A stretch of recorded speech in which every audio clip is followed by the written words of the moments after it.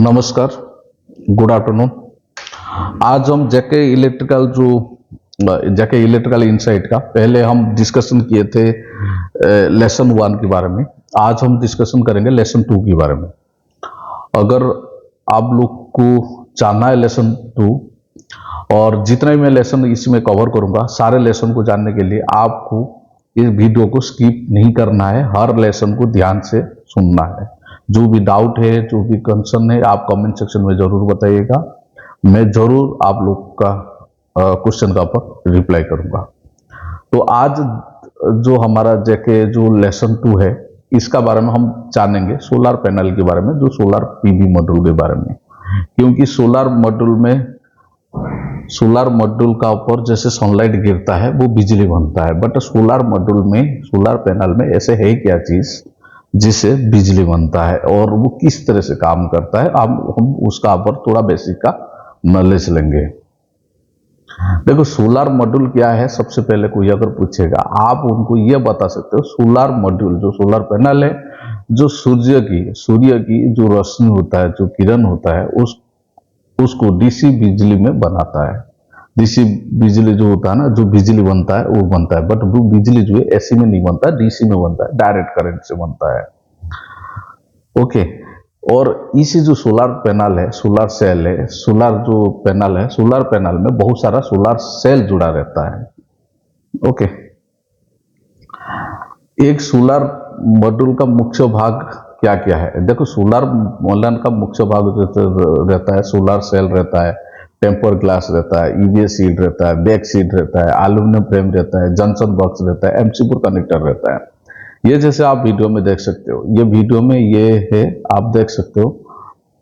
तो temper glass इसीलिए हम यूज करते हैं, जो जनरल से सोलर जो सेल जो रहता है, सोलर सेल को ये जो कुछ कंडीशन में, जैसे हेलस्टॉर्म होता है, तो पत्थर जो बारिश में जो गिरता है, वो विंड जो हैवी विंड जो चलता है, जिसमें डस्ट भी ज्यादा जम जाता है, तो उसे वो प्रोटेक्ट करता है। ओके। तो ये सारा चीज रहता है। उसके बाद बैक सीट का भी प्रोटेक्शन रहता है। ओके। फिर जॉनसन बॉक्स रहता है। जॉनसन बॉक्स क्या है, इसमें पॉजिटिव और नेगेटिव का दोनों इनसाइड सोल्डरिंग होता है। आप थिन फिल्म में देखोगे तो वो इंटरनली वो इनसाइड सोल्डरिंग रहता है, आप उसको कुछ नहीं कर सकते हो। अगर आप पॉलीक्रिस्टलाइन में देखते हो तो इसमें डायवर्टर जरूर लगा रहता है। उसमें इनसाइड सोल्डरिंग फोल्डिंग सब होता है, बट डायवर्टर जरूर लगा सकता है, वो रिपेयर बेस भी कर सकते हो आप साइट में। ओके। तो जनरल से अगर आपको कोई लोग पूछे तो सोलर सेल क्या चीज है, आप ये बता सकते हो, solar cell, temper glass, EVS sheet, back sheet, aluminium frame उसमें लगा रहता है, और एमसीबी कनेक्टर है। जैसे ये पहले में देखा था, ये पहले क्या होता है कि ये टेम्पर ग्लास है, टेम्पर ग्लास ऊपर लगा रहता है, दो टेम्पर ग्लास लगा रहता है। ओके। और 3 नंबर जो है वो सोलर है, वो मेरे से गलती हो गया, इसको मैं ऐसे कर दिया था, ठीक है। 3 नंबर सोलर सेल है। उसका बाद जो 4 नंबर है वो ईवीएस शीट होता है, 5 नंबर जो है एल्यूमिनियम शीट है। ओके। मैं जब ये सारे डॉक्यूमेंट को शेयर करूंगा तो इसको मैं सही कर दूंगा। ओके। उसका बाद एमसी4 कनेक्टर, जो 7 नंबर आप देख रहे हो, ये एमसी4 कनेक्टर है। प्लस माइनस, जो एक सोलर सेल से प्लस माइनस दूर निकलता है, ये कहां से निकलता है? ये जंक्शन बॉक्स से निकलता है। ओके। ये जंक्शन बॉक्स से निकलता है। ये है आपका जंक्शन बॉक्स, ये यहां से निकलता है। ये एमसी4 जो है, एमसी4 कनेक्टर है। ये टेम्पर ग्लास है, ये भी टेम्पर ग्लास है। ओके। ये सोलर सेल होता है, ये मल्टीपल सेल रहता है, आप देख सकते हो, मल्टीपल सेल रहते हैं। ओके। और ये जो रहता है आपका ईवीएस शीट है। ओके। ये आपका एल्यूमिनियम फ्रेम है। ओके। ये जंक्शन बॉक्स है, ये एमसीबी कनेक्टर है। ये सारे सब कुछ जो होता है ये सोलर सेल में रहता है, ठीक है। तो सबसे महत्वपूर्ण जो पैरामीटर हम जो चेक करते हैं, वीओसी जो है ओपन सर्किट वोल्टेज होता है।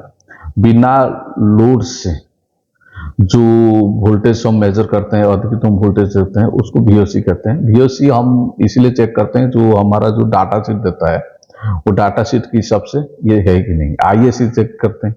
आईएससी का मतलब है शॉर्ट सर्किट वोल्टेज होता है। शॉर्ट होने पर जो अधिकतम जो करंट, जो ज्यादा मैक्सिमम जो करंट आता है, उसको चेक किया जाता है। और VMP जो होता है मैक्सिमम पावर वोल्टेज होता है, IMP मैक्सिमम पावर करंट होता है, P मैक्स जो होता है जैसे आपका मॉड्यूल का कैपेसिटी रहता है, जैसे 550 वाटेज रहता है, 600 वाटेज रहता है, 700 वाटेज रहता है, तो मॉड्यूल का कैपेसिटी रहता है P मैक्स। ये जैसे आप ये देख सकते हो, ये VOC, ये जो नेम प्लेट है, ये नेम प्लेट में सब कुछ लिखा रहता है।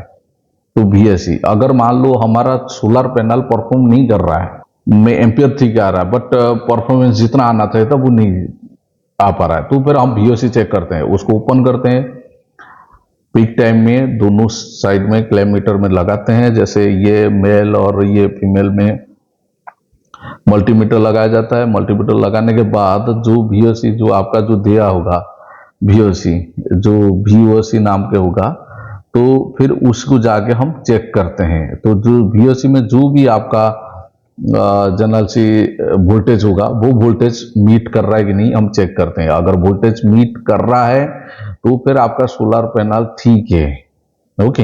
अगर मीट नहीं कर रहा है तो फिर आपका सोलर पैनल का वोल्टेज मीट नहीं कर रहा है, ओके। तो फिर इसी अनुसार हम चेक किया जाता है। वो किस तरह से चेक किया जाता है हम बताएंगे। ये देखो, आप ये देख सकते हो, ये जो टाइपिकल सोलर वैल्यू, ये जैसे मान लो ये 550 वाट का 550 वाट मॉडल है, इसका P मैक्स जनरल से 550 रहेगा। हाँ, इसी में नंबर प्लेट में आप अगर कहीं पे देखोगे ±5 रहता है, वो सारे जगह में रहता है ±5 रहता है, लेकिन ये 550 वाट का मॉड्यूल है। इसमें VMP जो है इतना, ये आपका जब ये क्लोज पाथ बनता है तो 41.8 वोल्टेज चलेगा। IMP जो है दो आपका 13.13 चलेगा। ये दोनों को मल्टीप्लाई करोगे तो 550 आएगा। ये जो VOC ये चेक करने का तरीका रहता है।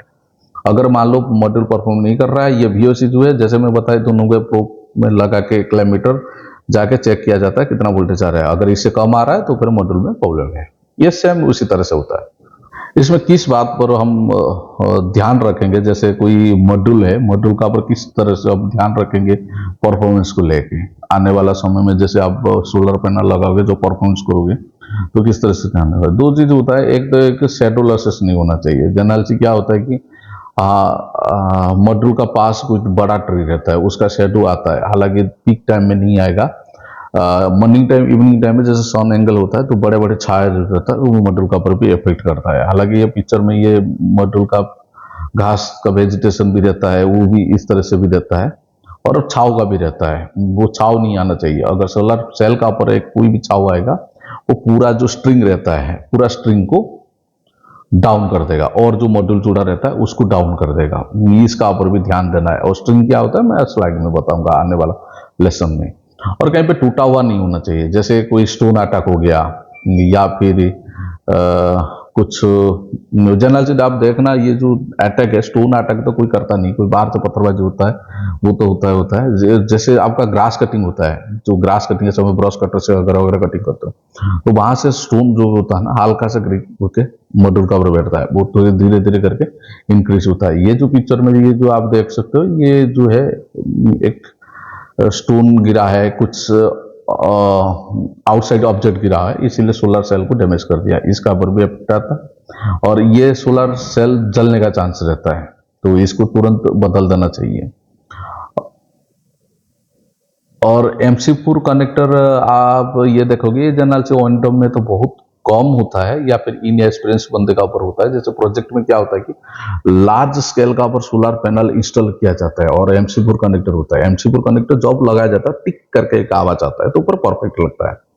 तो MC4 कनेक्टर को कभी क्या करता है ना, हालांकि लगा देते हैं कभी कभार। MC4 कनेक्टर का क्वालिटी का ऊपर भी रहता है, टाइट होता है और जाता नहीं, टिक करके आवाज आता भी नहीं है और ठीक से नहीं लगता है, वो ढीला रह जाता है, जिससे बदले में ये इंटरनली स्पार्किंग और हीटिंग सब बढ़ता रहता है। जैसे स्पार्किंग हीटिंग बढ़ता है तो फिर यहाँ पे क्या है ना, ये कुछ दिन के बाद जल जाता है और प्लांट में आग लगने के चांसेस भी रहता है, क्योंकि ये अगर ग्रास रहता है, ग्रास का ऊपर गिरता है, फिर प्लांट में आग लगने के चांसेस रहता है। लेकिन ये MC4 कनेक्टर को हमेशा प्रॉपरली चेक करना बहुत जरूरी हो जाता है। और हॉटस्पॉट को ये आप थर्मल कैमरा के जरिए से चेक कर सकते हैं। आजकल तो ड्रोन टर्मोग्राफी भी आ गया, लार्ज स्केल को इजीली 1 या 2 दिन अच्छा रेडिएशन में आप कर सकते हो। लेकिन थोड़ा सा अवॉइड करिए, जो क्लाउड फ्लक्चुएशन के समय में ये चीज को थोड़ा सा अवॉइड करिएगा, ओके। तो इस तरह से हॉटस्पॉट का मार्क आएगा। हॉटस्पॉट मतलब जैसे कोई सेल डैमेज होगा या फिर उसका ऊपर कुछ कभी कभार बाढ़ बीट रहता है ना, उसका ऊपर भी आ जाता है। कुछ डस्ट रहता है ना, वो भी इस तरह से क्रिएट करता है। और ड्रोन थर्म का अगर मॉड्यूल पूरा साफ होता है, मॉड्यूल पूरा साफ मॉड्यूल में अगर टेस्ट करोगे, डस्ट एक्यूमुलेशन ज़्यादा नहीं है, तो फिर आपको इंटरनल मॉड्यूल का ऊपर जो भी प्रॉब्लम है वो आपको नजर आ जाएगा। और सोलर पैनल को नियमित क्लीनिंग रखना जरूरी है। आपको अगर सोलर पैनल है, सोलर प्लांट है, आपको शेड्यूल बनाना पड़ेगा, आपका मॉड्यूल को क्लीन रखना पड़ेगा। देखो एवरेज हर जगह में 2 साइकिल पर मंथ होता है, ओके। लेकिन किसी किसी जगह में ज़्यादा भी करना होता है, क्योंकि जिस जगह में माइन से होता है, कोल माइन से होता है, या डस्ट एक्यूमुलेशन ज़्यादा होता है, कहीं पे ट्रांसपोर्ट का काम चल रहा है, तो फिर वहां पे ये सब चीज ज़्यादा बढ़ जाता है जिम्मेदारी, ओके। इसमें इंटरव्यू में जो सवाल पूछा जाएगा, पहले थैंक्स आ गया था, चलो इंटरव्यू में जो सवाल पूछा जाएगा, आईएससी और आईएमपी क्या चीज है, उस दोनों में अंतर क्या अंतर है, हॉटस्पॉट क्यों बनता है, मैं जैसे बोल दिया, जैसे बार ड्रॉपिंग हो जाता है उसके लिए, या फिर किसी वजह से MC4 भी अगर लूज हो जाता है, वो भी हालांकि जल जाता है लेकिन इंटरनली क्रिएट करता है, सोलर पैनल सोलर सेल को डैमेज करता है, उसके लिए भी होता है। और डस्ट अगर कंटेंट थोड़ा जगह एक जगह में थोड़ा सा ज्यादा देर तक बन जाता है, तो फिर वो कुछ दिन तक सोलर सेल को डीएक्टिवेट कर देता है, बहुत दिन तक, जिसमें ड्रोन टॉवर के समय भी आ जाता है। शेडो एक जगह में ज्यादा रहता था, सोलर पैनल भी इम्पैक्ट हो जाता है, ओके। बहुत सारा कारण रहता है हॉटस्पॉट बनने के लिए। और आगे कहीं पे क्रैक है, हल्का माइनर क्रैक है, सोलर सेल का internally production manufacturing defect value भी सोलर सेल का भी रहता है हॉटस्पॉट का, ओके। शेडो तो मतलब छाए हैं, जो शेडो है मॉड्यूल पर अगर गिरता है तो क्या प्रभाव पड़ता है, तो आपको वही जनरल से जनरेशन लॉस होता है, हॉटस्पॉट भी बनता है, ऐसे कुछ बोला नहीं, हॉटस्पॉट भी बनता है, जनरेशन लॉस होता है। और आपके लिए काम में जैसे 550 700 जैसे वाट सोलर पैनल है, VOC ISC VMP और PMAX को नोट करें। आपके पास अगर कुछ है ऐसे पैनल, जैसे मैं तो एक एग्जांपल दिया हूं आपको, आपके पास अगर कुछ ऐसे कुछ पैनल है जिसका पास 380 भी होगा, ओके, किसी का पास 350 भी होगा, तो जो भी आपके पास आप उसको मैच करें, मैच करके जैसे मैं बताते गया ट्रेनिंग में, आप उसी अनुसार जाके चेक करें। आपको ये वीडियो कैसा लगा कमेंट सेक्शन में जरूर बताइएगा, और फॉलो करते रहिएगा, पेज को लाइक करते रहिएगा।